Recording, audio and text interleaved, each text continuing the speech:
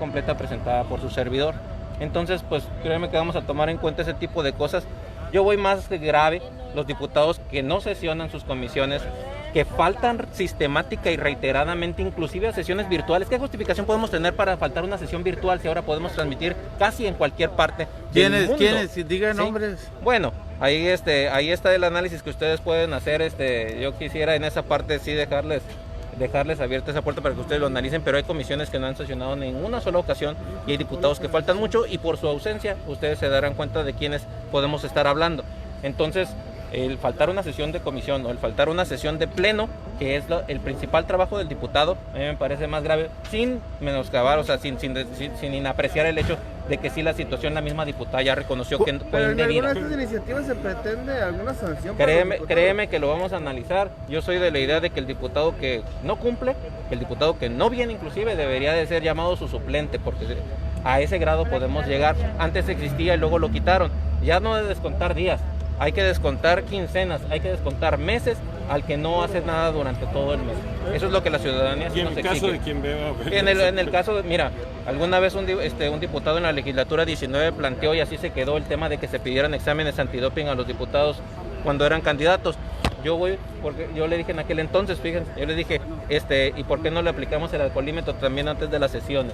Así que yo lo dije alguna vez, porque en las sesiones plenarias en otros congresos, ustedes lo saben, quienes llegaban hasta con aliento alcohólico o ni siquiera, o se les notaba abiertamente su situación ahí en el pleno del Congreso. Yo dije, bueno, vamos aplicándoles el alcoholímetro antes de cada sesión. Entonces sí, hay que regular esas partes. Yo reconozco de la diputada que tuvo el valor de reconocer y no salirse por la tangente que había cometido un error, pero sanciones sí debe de haber a la conducta indebida de cualquier funcionario público. Ahora, diputado, en los estatutos de Morena o cuando registran la plataforma electoral viene definido el tema de los matrimonios igualitarios. ¿Qué pasaría o qué pasa con esos legisladores que no están precisamente de acuerdo a esos estatutos y lo demuestran en el voto? Sí, mira, en el Programa Nacional de Acción de Morena y en el Proyecto Alternativo de Nación está previsto este asunto del respeto a los derechos de la diversidad sexual. Quien lo negara, pues no ha leído el programa nacional, que viene en un librito junto con los estatutos, viene precisamente antes de los estatutos y que todos tenemos. Y cuando firmamos nuestra membresía como protagonistas del cambio verdadero, pues asumimos y prometimos que íbamos a seguir precisamente ese programa nacional. Yo no te podría decir, ahí depende de la Secretaría Nacional de la Diversidad Sexual o de la misma presidencia del partido, si ellos encausan a alguien por esta situación. No hay presión de ese tipo, porque se ha dicho que se les ha amenazado con la expulsión. Yo no conozco de eso, yo no los denunciaría, yo los invitaría más bien a la siguiente sesión a que voten. Yo creo que sí es una irresponsabilidad no votar cuando tienes toda la información, porque la ley dice muy claramente, la ley orgánica dice que todos tenemos la obligación de votar a favor o en contra, y en caso de abstención explicar por qué. Pero el hecho de una no socialización, a ver, vota a favor o vota en contra, esa es la invitación que yo les hago a mis compañeros diputados, que voten, que se definan. La gente de la diversidad sexual tiene un problema de discriminación porque se definieron, ellos definieron lo que son y lo que quieren ser y cómo quieren ser felices. Y no puede ser que la indefinición de otras personas los siga manteniendo en ese esquema de discriminación. Yo sí lo afirmo y lo vuelvo a afirmar. Sí es un tema de derechos humanos, sí estamos discutiendo un tema de derechos humanos. La Corte lo resolvió, pero es tan sencillo como leer el artículo 1 de la Constitución General de la República. Pues es votar en contra, porque finalmente se están buscando 17 votos. Sí, exacto. Si votan en contra, entonces estarán definidos, y esa parte aplaudiré que se definieron. No estaré de acuerdo con el voto que emitan, porque ustedes saben que yo voy a favor en este asunto, pues jurídico, es social, es un tema de derechos humanos, pero yo sí les pido a los diputados que ahorita aprovechen estos días, espero que lo hayan aprovechado. Bueno, inclusive creo que unos diputados participaron inclusive en una caravana, dicen que estuvieron ahí, recibieron documentos. Pues yo creo que está en aptitud en la siguiente sesión definir su voto a favor o en contra, pero que voten, porque la ciudadanía no espera a diputados que digan que se abstienen de votar, porque la abstención es con lo que combatimos precisamente en México el cambio de régimen. ¿Qué es lo que le dijimos a la gente? Si no votas, no te quejes, sal a votar, es la única forma de cambiar, y ahora en el Congreso nos abstengamos, no es correcto. En ese aspecto, dos cosas. Primero, hay quienes aducen que el hecho está principalmente en el concepto matrimonio por la razón etimológica. Tú como abogado lo debes de considerar en ese aspecto. Y dicen que están de acuerdo siempre y cuando pues exista algún otro término que se aduzca a este contrato de unión mutua, de mutuo acuerdo. Esa es una. Y la otra, hablando en base a lo que estás diciendo, ¿qué opinas de esta iniciativa que trae el diputado Elito Fete de eliminar el voto en abstención entre los diputados? Mira, si nos fuéramos a la razón etimológica del término matrimonio, que no la dicen como es completa, el término matrimonio surgió el mismo momento en que surgió el término patrimonio, ¿sí?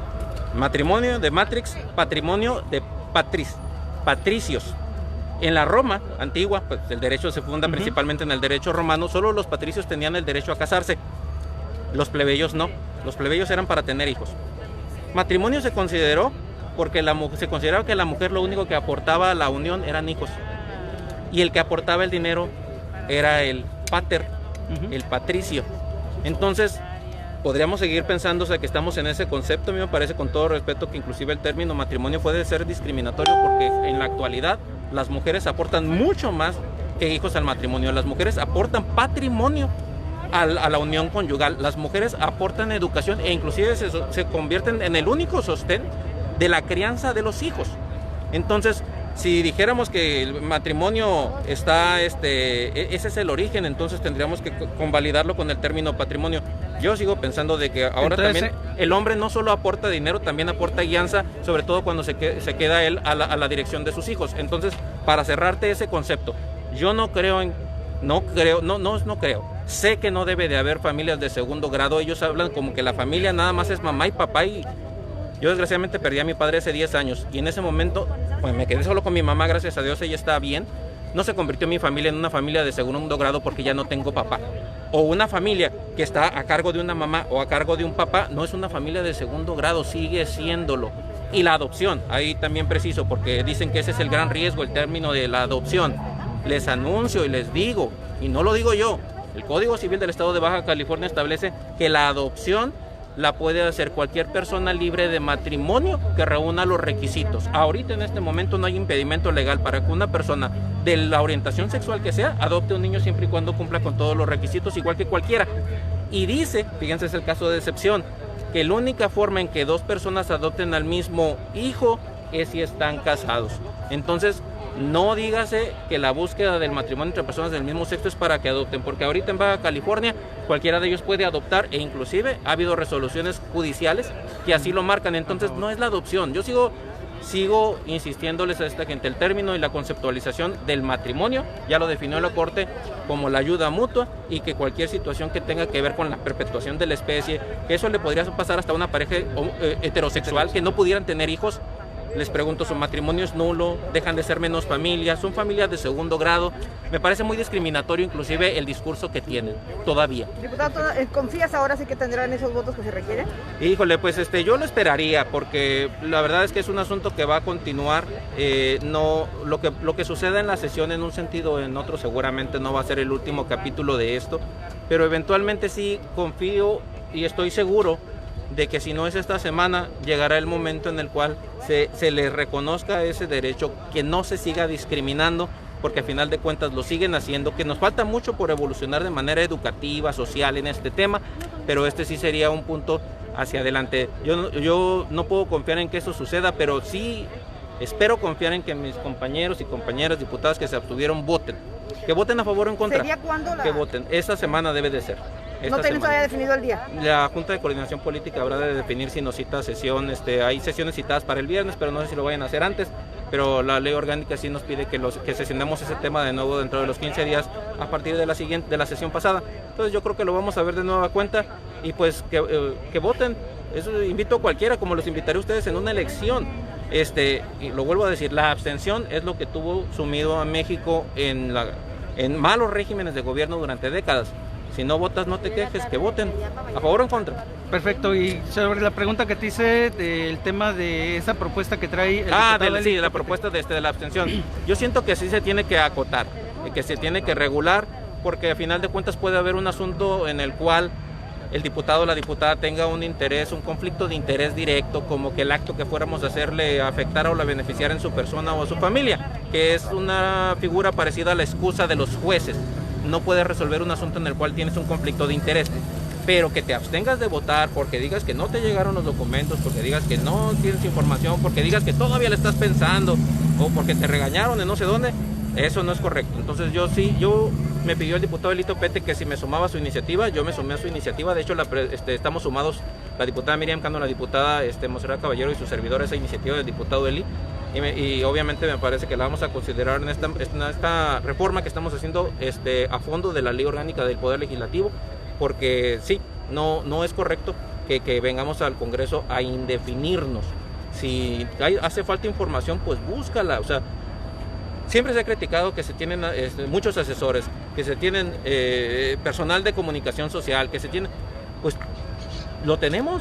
No puede ser que alguien diga que no tiene la información para tomar una decisión a favor o en contra. Tiene que ser el único sentido de un voto, y la abstención tiene que, yo digo, acotarse a casos en los que haya un conflicto de interés directo, pero no para otros casos. Entonces estamos analizando eso, pero firmamos la iniciativa junto con el diputado Elito Pete. En este caso, ¿cómo resolverían ustedes el hecho de los dimes y diretes de que les llega al cuarto para la hora las iniciativas, gracias, y que eso generaría un problema? Gracias por los documentos y por las redes y por la comunicación que ya tiene uno por vía de internet, por vía del resguardo parlamentario, por vía del director de servicios parlamentarios, porque tenemos impresos los documentos siempre, yo siempre lo hago, el acuse de recibo de cuándo se les envió a los correos electrónicos que cada uno de nosotros proporcionó, y yo les puedo ahorita, creo que sí podría, porque los teléfonos inteligentes son muy buenos para eso, mostrarles